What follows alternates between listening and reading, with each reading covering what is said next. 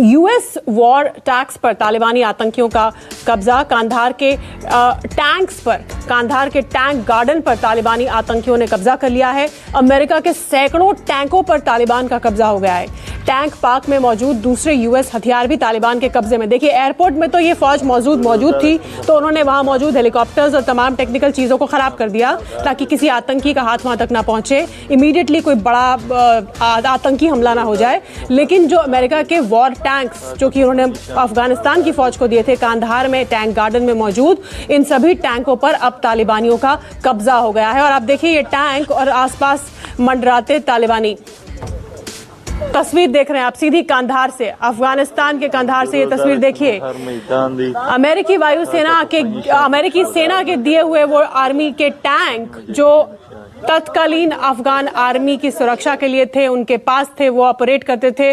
अब ये अत्याधुनिक अमेरिकी फौज के टैंक तालिबानी लड़ाकों और अफगानिस्तान के आतंकियों के सामने हैं। ये अब उनके कब्जे में आ चुके हैं। संजीव, अत्याधुनिक टैंक और इसके अलावा बहुत सारी अत्याधुनिक राइफलें, नाइट विजन डिवाइसेस, ना जाने क्या क्या असलहा जो है अमेरिका ने जो फौज को दिया था, वो सब अब तालिबानियों के कब्जे में। हम सीधी सामने तस्वीर देख रहे हैं कांधार की, टैंक गार्डन की, जहां सारे के सारे टैंक्स पर तालिबानी कब्जा जमाए हुए हैं। शीतल, जो स्क्रीन पे हम लोग देख रहे हैं, ये तो शायद बस ट्रेलर भर है उस फिल्म का, जो कि बहुत ही बड़ी है। और मेरे पास एक फहरिस्त है जिसमें कि जो असलहा छोड़ा गया है वो किस तरह का है। आप ये समझ लें, 23 एम्ब्रेयर विमान, 4 C-130 ट्रांसपोर्ट एयरक्राफ्ट, इसके अलावा आप समझिए कि 110 हेलीकॉप्टर्स छोड़े गए हैं, 1,62,000 रेडियो सेट्स छोड़ी गई हैं, हमवीज 22,000 छोड़ी गई हैं, 155 टैंक्स छोड़े गए हैं। आप कल्पना नहीं कर सकती हैं इतना ज्यादा असलहा जो कि दुनिया के 85% देशों के पास है ही नहीं। 3.5 लाख असॉल्ट राइफल्स छोड़े गए हैं, 8,000 मिलिट्री ट्रक्स छोड़े गए हैं, 42,000 मिलिट्री जीप्स छोड़ी गई हैं, 64,000 मशीन गन्स छोड़े गए हैं, अत्याधुनिक हथियार। इन हथियारों का कैसे तालिबान इस्तेमाल करेगा, ये बहुत ज्यादा गंभीर बात है और इस पूरे क्षेत्र को खतरे में डाल दिया है अमेरिका ने। क्या ये भारत के लिए भी मुश्किल पैदा करेंगे? अब सवाल इस बात का है। बारूद के ढेर पर बिठा दिया है इस पूरे क्षेत्र को अमेरिका ने। मतलब उन सभी लोगों को जो बेलगाम हैं, उनके हत्थे चढ़ गए हैं अत्याधुनिक हथियार, और सब छोड़कर अमेरिका तुरंत निकल गया वहां से। 20 साल ठीक है उन्होंने जो भी काम किया, लेकिन जो 20 साल की मेहनत थी उसको इस कदर इस अंजाम तक पहुंचा दिया, इसके बारे में किसी ने कल्पना भी नहीं की थी। हमारे साथ इस वक्त हमारे खास मेहमान जुड़ चुके हैं। Lieutenant general Gurmeet Singh, defence expert, lieutenant general Sanjay Kulkarni, defence expert, Robinder Sachdeva, विदेश मामलों के जानकार, और अतर काजमी पाकिस्तान से। मैं जनरल गुरमीत के पास जाऊंगी। जनरल गुरमीत, न्यूज 24 पर दर्शक हमारे और आप भी देख रहे हैं ये कंधार का टैंक गार्डन, जहां पर अत्याधुनिक अमेरिकी टैंक तालिबानियों के हत्थे, उसके अलावा ऐसा असलहा जिसके बारे में सिर्फ कल्पना ही की जा सकती है। अत्याधुनिक राइफल्स, नाइट विजन डिवाइसेस, तरह तरह का असलहा जो है वो इस वक्त तालिबानियों के कब्जे में। ये देखिए, ये टैंक गार्डन की तस्वीर, टैंकों पर मौजूद और खुल्लम खुला घूम रहे तालिबानी। ये जो 20 साल के जो अंत हुआ है यूएस की वहां पर जो लॉन्गेस्ट वॉर था, उसके बाद भी जो दृश्य दिखा रहे हैं, यूएस ने क्या कमाया है, क्या खोया है और किस स्थिति में इसको छोड़ के गए हैं। मोटे तौर पर देखिए, वहां पर जो हथियार हैं वो तकरीबन 28 बिलियन यूएस डॉलर के हथियार वहां छोड़ के गए हैं। इनकी डिटेल संजीव जी ने बताई आपको। और 86 बिलियन यूएस डॉलर का वेपन सिस्टम्स और बाकी जो वेयर विदॉल होता है मिलिट्री का, वो छोड़ के गए हैं। लेकिन बड़ी बात यह है कि जो पीछे छोड़ा है उसमें टेररिस्ट ऑर्गेनाइजेशन, टेररिज्म, रेडिकलेशन की सोच, और देखिए कि सबसे मैं कहूंगा कि सबसे बड़ा जो उन्होंने ट्रेजेडी, क्राइसिस और क्योस को छोड़ के गए हैं। और देखिए, सबसे बड़ा जो उन्होंने जाने से पहले बदलाव किया है कि एक टेररिस्ट ऑर्गेनाइजेशन को इस्लामिक स्टेट उनका गवर्नेंस उनके हाथ में दी है, जिनको गवर्नेंस, एडमिनिस्ट्रेशन, कंट्रोल का कोई भी एक्सपीरियंस नहीं है, और उनको सिर्फ आता है तो टेररिज्म आता है, अपने हथियार चलाने आते हैं। उन्होंने पीछे छोड़ा है अनएड्रेस्ड जो प्रॉब्लम है सबसे बड़ी, वो है पाकिस्तान। वो 20 साल में ये समझ ही नहीं सके कि पाकिस्तान का प्रॉक्सी। ठीक है, इस पर बात करेंगे जनरल गुरमीत, लेकिन जनरल संजय कुलकर्णी से मेरा ये सवाल है इसी चर्चा को आगे बढ़ाते हुए। जनरल कुलकर्णी, ये तमाम असलहा और ये सब अत्याधुनिक सोफिस्टिकेटेड वेपनरी छोड़ दी तालिबानियों के लिए, तो फिर एयरपोर्ट पर जो हेलीकॉप्टर्स और तमाम चीजें मौजूद थी उनको तबाह करने का, उनको खराब करने का क्या मतलब हुआ? बाकी सब चीज तो आप छोड़ ही गए, तो ये क्या एक सांकेतिक क्या आपने मैसेज देने की कोशिश की? शीतल जी, सबसे बड़ी बात है कि अमेरिका को और जिस तरीके से उनकी गठबंधन था तालिबान के साथ, और पिछले 2 साल से जो बातचीत हो रही थी, मकसद ये था कि तालिबान सरकार संभालेगी लेकिन इंक्लूसिव सरकार होगी और अमेरिका वहां से पुल आउट करेगा और इवैक्यूएशन होएगा। इस चीज को मद्देनजर रखते हुए सारा कुछ कार्रवाई शुरू हुई।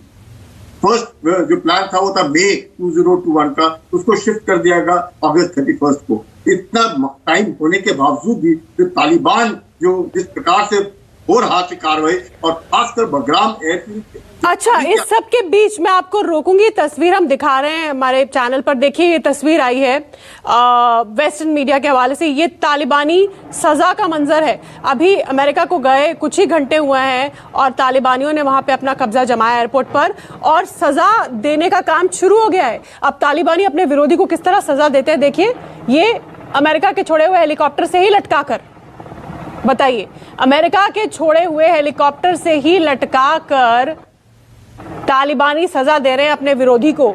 यही नहीं, इसके अलावा उन तमाम लोगों के नाम लिस्ट बनाई गई, चिन्हित किया गया उन्हें जो पिछली सरकार या पिछली फौज या अमेरिकियों के करीबी थे या मदद करते थे उन तमाम कार्यों में, प्रोजेक्ट्स में जो अफगानिस्तान में अलग अलग देश अलग अलग लोग कर रहे थे। उन्हें चिन्हित किया गया है और उन्हें कहा गया है कि कोर्ट में पेश हो, नहीं तो जान से हाथ धोना पड़ेगा। और ये देखिए तालिबान की सजा, हेलीकॉप्टर अमेरिका छोड़ के गया और उससे लटकाया अपने विरोधी को। रविंदर सचदेवा, आना शुरू हो गया नजारा अफगानिस्तान से, हेलीकॉप्टर से लटकाकर सजा अपने विरोधी को। और नजारे देखिए। अभी याद रखिए, बाकी सारी कहानी छोड़िए, अफगानिस्तान के अंदर स्टिल करीब 100 से 200 अमेरिकन हैं जो वापस आना चाहते थे पर वो एयरपोर्ट नहीं पहुंच पाए। ये व्हाइट हाउस आज सुबह कह रहा है, राइट। अब ये जो 200 अमेरिकन वहां हैं, एक एक को अगर तालिबान पकड़ना शुरू कर ले और होस्टेज सिचुएशन बना सकता है, राइट, कि भैया ये 5 अमेरिकन मेरे पास है, अमेरिकी सरकार तुम ये करो नहीं तो इनका मैं गला काट रहा हूं। ओके, तो इस चीज के लिए हमें अब तैयार हो जाना चाहिए। ये सिनेरियो देखिए, तालिबान करे ना करे, ISIS खुरासान के बंदे पकड़ ले, किसी को जैश मोहम्मद वाले पकड़ ले, तो ऐसे में इनको कैसे मान्यता मिलेगी दुनिया से? ये तो अपने ही पैर पे कुल्हाड़ी मार रहे हैं ना। एक तरफ दुनिया, आज सुबह इन्होंने आश्वासन दिया, तालिबान की प्रेस कॉन्फ्रेंस हुई एक छोटी सी काबुल एयरपोर्ट पर, जहां उन्होंने कहा कि हम कोई हमारा दुश्मन नहीं, हम हर किसी के साथ अच्छे संबंध चाहते हैं। दूसरी तरफ ऐसी तस्वीर आ रही है वहां से अमेरिकियों के हटने के बाद ही, तो फिर कैसे भरोसा किया जाए, कैसे कूटनीतिक संबंध बनाए दुनिया? ये तो एक लॉलेस जंगल जैसा हो गया जहां कोई कानून ही नहीं। यस, भरोसे करने का आइडिया तो आप भूल जाइए। ये जो भी कहते हैं भरोसा ना कीजिए, बट अगर बातचीत कर रहे हैं तो बात सुनो। अब वो ये भी है ना बात, ये तालिबान एक ऑर्गेनाइज्ड मतलब डिसिप्लिन ऑर्गेनाइजेशन थोड़ी है। ये तो विचारधारा है। मान लीजिए इनके काफी सारे एक्सट्रीमिस्ट हैं, वो भी अलग अलग ग्रुप्स के हैं, हर एक की लॉयल्टी तालिबान में किसी से नहीं, उसकी बस उसका जो ट्राइब का लीडर है जिसके साथ वो लड़ रहा है, कितने 100, 200, 1000 जैसे जैसे गुट हैं, जिसका वॉरलॉर्ड जिनको कहा जाता है, ये तो वो लोग है ना। तो कोई भी कुछ भी कर दे, आपस में दुश्मनी हो इनकी आपस में। पिछले दिनों कुछ अच्छी आवाजें उठ रही थी, जो पॉजिटिव नॉइजेस जिसे कहते हैं, वो उठ रही थी तालिबान की तरफ से। तो क्या हुआ हमें इनकरेज करना चाहिए। क्या वो सिर्फ अमेरिका के रुकने तक का शोर था?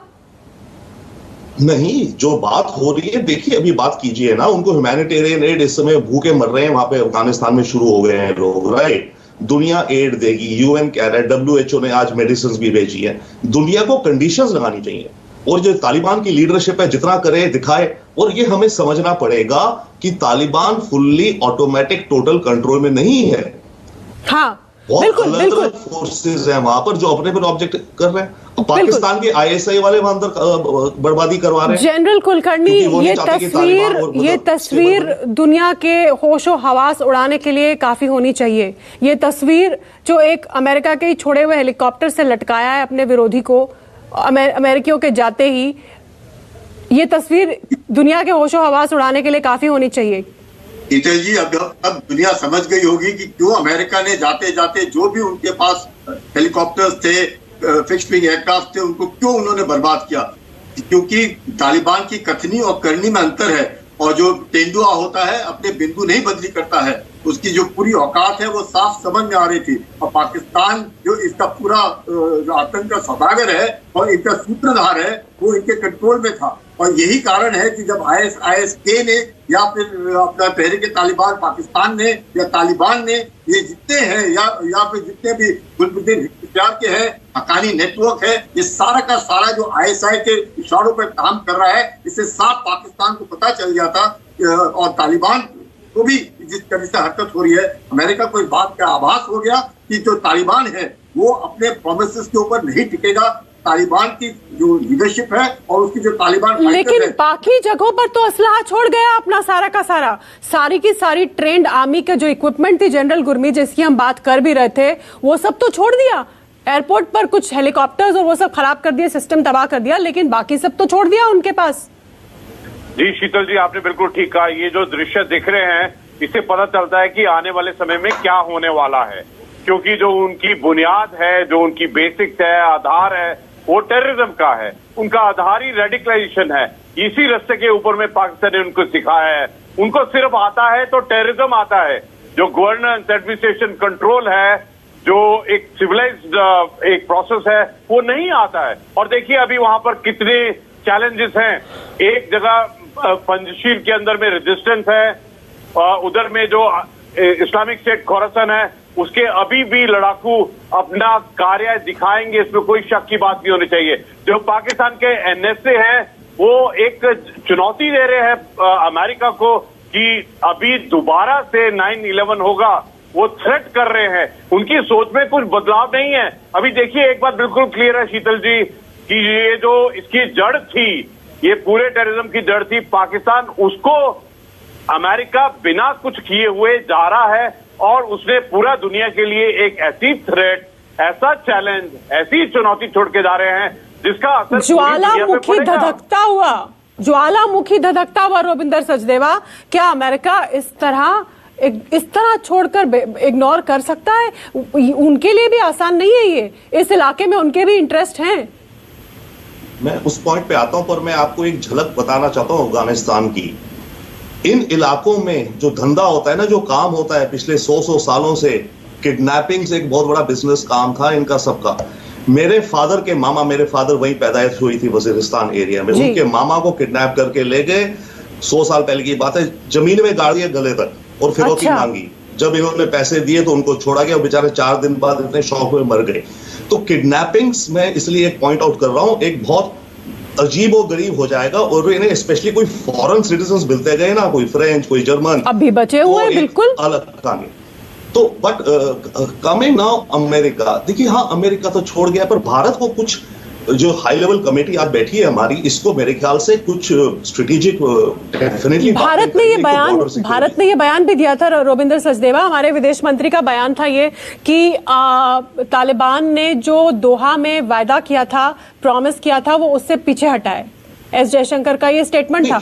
और अब हाई लेवल कमेटी भी बनाई है आज। दुनिया को डायलॉग करना पड़ेगा तालिबान के साथ। अब उसे मान्यता कहें, ना मान्यता कहें, जो भी कहें, दुनिया का डायलॉग होगा तालिबान के साथ ह्यूमैनिटेरियन फैक्टर्स को लेकर के। और दूसरा, अभी तो ये देखिए किस रंग का इस्लामिक शरिया आता है, रूल्स इनके कितने क्रूर होते हैं ये। तो दुनिया को डायलॉग करना पड़ेगा इनके साथ, इनको। पर दुनिया डायलॉग करे तो किसके साथ करे? उन लोगों के साथ जो हेलीकॉप्टर से अपने विरोधियों को लटका के सजा दे रहे हैं, जो महिलाओं को घर से बाहर ना निकलने की ताकीद दे रहे हैं, जो उन लोगों को चुन के मारने की धमकी दे रहे हैं, जो पिछली सरकार में उनके प्रोजेक्ट्स में काम कर रही थी। ऐसे लोगों से किस तरह का डायलॉग करेगी सरकारें? और ये बहुत बड़ी चुनौती पूरी दुनिया के लिए है। हम कहते हैं कि भारत के लिए, इस इलाके के लिए नहीं, पूरी दुनिया के लिए चुनौती है ये। डेफिनेटली ये होंगी, ये बातें होती रहेंगी। वही बात है, तालिबान अगर चाहे भी तो वो ये प्रिवेंट नहीं कर सकता इस तरह की चीजों को, और वो बहाने भी मारेगा तो सारी चीजें चलेंगी, ये चीजें चलती रहेंगी। पर क्या करो, दुनिया को कुछ तो करेगी। उसमें डायलॉग पे आके बात होगी, कहीं ना कहीं डायलॉग की आपको जो हम फाइनेंशियल असिस्टेंस देंगे भूखों के लिए, स्टारवेशन के लिए, मेडिसिन, आप ये चीजें रोको, ये कुछ करो। बच्चियों की पढ़ाई के लिए तो हमने आर्टिकल लिखे हैं, मैंने व्हाइट हाउस को भेजे, हमने पीएम ऑफिस को यहाँ भेजे कि India must call UN peace keeping force. आपके यहाँ मैंने कल बात भी करी थी परसों कि UN peace keeping for women and children हो ना हो, पर इस तरह की चीजें तो बढ़ानी पड़ेगी ना। कुछ तो कुछ हमें करना पड़ेगा। हम हाथ धर के नहीं बैठ सकते, नहीं बैठेंगे। जनरल कुलकर्णी, किस तरह से एंगेज करे भारत? अब एक हाई लेवल कमेटी भी बन गई है आज। शीतल जी, अब इसको देखने में आप ध्यान देना है इस बात के ऊपर कि पाकिस्तान जो सूत्रधार है इस सब का, पाकिस्तान जो आतंक का सौदागर है, आज की तारीख में जब तालिबान इसके इशारों पर चल रहा है, अब पाकिस्तान पूरे विश्व को ब्लैकमेल करेगा, तो हिंदुस्तान के ऊपर दबाव डालने की कोशिश करेगा चीन के द्वारा। और ये ब्लैकमेल कैसे होगा? क्योंकि पाकिस्तान का दिवाला निकल गया है। पाकिस्तान कहेगा अगर आपको, लेकिन पाकिस्तान इनको पैसे तो नहीं दे सकता ना, तालिबान को की इकोनॉमी जो है वो जो बिल्कुल ध्वस्त हुई पड़ी है। असलहा बारूद तो ले लिया उन्होंने, लेकिन अमेरिका का दिया हुआ, लेकिन जो उनको पैसे भी तो चाहिए ना, तो वो तो पाकिस्तान खुद कटोरा लेके घूम रहा है, वो कहाँ से मदद कर देगा उनकी? यही कह रहा हूं मैं कि अब पाकिस्तान जो है ब्लैकमेल करेगा पूरे विश्व को, क्या आप हमको पैसा दीजिएगा। उनको वो अपनी इकोनॉमी को निकाल रहे हैं। अफगानिस्तान तो उसका खेल है, सिर्फ अफगानिस्तान को इस्तेमाल करेगा पाकिस्तान के लिए। और पाकिस्तान की जो फौज है उसका खुद का $20 बिलियन का बिजनेस है, वो उसके द्वारा उसको सस्टेन करेगा इससे जो अपने टेररिस्ट ऑर्गेनाइजेशन को। अब पाकिस्तान जो है पूरे के पूरे, ये जो आप बिल्कुल ठीक कह रही है, ये तो खतरा है भारत को नहीं, पूरे विश्व को, इसका पूरी दुनिया को है। हम अब तक इसके नेगेटिव्स की हम लगातार चर्चा कर रहे हैं, क्योंकि नेगेटिव्स बहुत हैं इसके, नकारात्मक स्थिति तो ये बन ही गई है उस इलाके में। लेकिन जनरल गुरमीत, अगर हम कुछ पॉजिटिव्स को भी टटोलने की कोशिश करें कि ऐसे हालात में क्या ऐसे कदम उठाए दुनिया, क्या ऐसे कदम उठाए भारत कि ये जो इतनी जबरदस्त नकारात्मक सिचुएशन पैदा हो गई है, ज्वालामुखी बारूद का ढेर बन गया है अफगानिस्तान में, इसको थोड़ा सा डाइल्यूट किया जा सके? शीतल जी, पहले तो मैं आपकी दाद देता हूं कि सब कुछ जल रहा है और फिर भी आपने एक प्रश्न किया है कि पॉजिटिविटी किस प्रकार की जाए। ये बहुत अच्छा सवाल है। मैं ऐसे सोचता हूं, देखिए, हर एक प्रॉब्लम का एक समाधान होता है। ये इस वक्त में पूरा विश्व के लिए एक समरसता का एक चैलेंज है कि किस प्रकार इकट्ठा होके ये जो चुनौती है टेररिज्म की, इसको किस प्रकार से सॉल्व किया जाए। देखिए, अभी इसके जो समाधान है उसका मिलिट्री सोल्यूशन भी है, डिप्लोमेटिक सोल्यूशन भी है, पॉलिटिकल और ह्यूमन राइट सोल्यूशन भी है। और मैं कहूंगा कि इस वक्त में कोशिश अवश्य करनी चाहिए। देखिए, अभी जो अफगानिस्तान के अंदर में स्थिति हुई है, देखिए, ये एक फेट अकम्पली है जो अफगानिस्तान के राष्ट्र के साथ, उनके अवाम के साथ में हुई है। और इसका जो समाधान है वो उनके राष्ट्र के लिए, उनके अवाम के लिए एक बहुत बड़ा चैलेंज है। ये तालिबान किस प्रकार से अपना गवर्नेंस, एडमिनिस्ट्रेशन और कंट्रोल करता है, जिस प्रकार जनरल संजय ने बोला कि उनकी कथनी और करनी में फर्क है। लेकिन एक बात पक्की है, हम एक बार फिर सॉल्यूशंस पे आते हैं। आपने कहा कि इसके पॉलिटिकल, डिप्लोमेटिक, मिलिट्री, फाइनेंशियल सब तरह के सॉल्यूशंस हैं। हम शुरुआत करते हैं, आप बताइए किससे शुरू करना चाहेंगे? पॉलिटिकल क्या हो, इशू सॉल्यूशन हो, डिप्लोमेसी के लिए मैं रविंदर सचदेवा के पास चलूंगी। आप किससे शुरुआत करेंगे? पॉइंट 1 क्या होना चाहिए? पहला कदम दुनिया का क्या होना चाहिए, भारत का क्या होना चाहिए? पहली बात है भारत का तो, सॉरी मेरे से, हाँ जनरल गुरमीत, उसके बाद रविंदर जी आपके पास आती हूँ। जी देखिए, जो आपने बेंचमार्क किया है military, diplomatic, political, human resource, finances और भी बहुत है। देखिए, जितने भी एलिमेंट ऑफ पावर हैं, हर एक से एक, जिस प्रकार आपने क्वेश्चन किया है, हर एक से एक समाधान और सोल्यूशन निकल सकता है। मिलिट्री से पॉइंट ऑफ व्यू से मैं कहूंगा, सबसे पहले हर एक दुनिया के देश को ये करना पड़ेगा कि counter terrorism, zero tolerance on terrorism, zero tolerance on counter terrorism, बिल्कुल। सेकंड पॉइंट ये है कि जिस प्रकार भारत ने अपना एक ट्रेंड बनाया है कि अगर टेररिस्ट अटैक हुआ तो प्रोएक्टिव और प्रीएम्प्टिव तरीके से होगा।